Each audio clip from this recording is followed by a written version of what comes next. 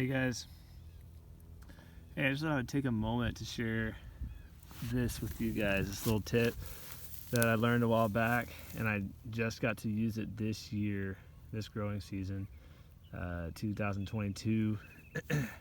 So basically the way it works is that, so I've already dug up all these plants all the way down, but what I did about mid-summer, all I know is I had at least 90 days before our first frost, okay?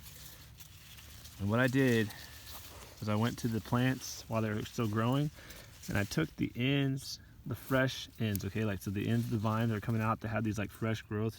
See this right here? So you go back about 12 inches, so you just snap that off. I'll just pull it off right here to show y'all.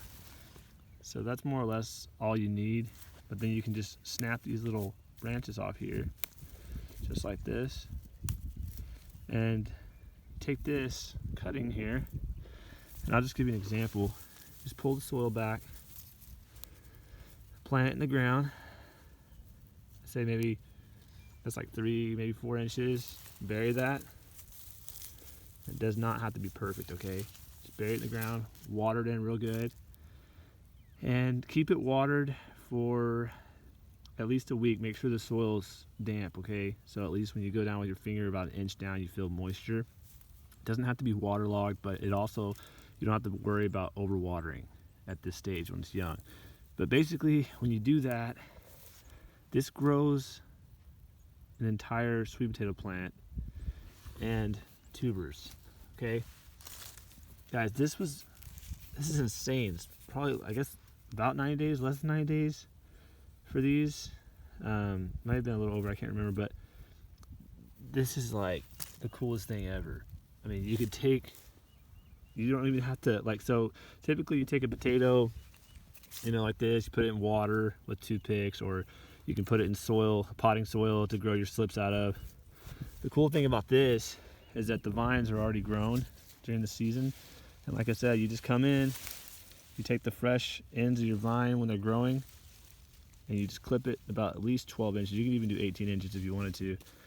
Bury that in the soil about 3 to 4 inches down, and water it in, guys, and this thing will grow just like it would if you put a slip from your potatoes that you grow before the season starts.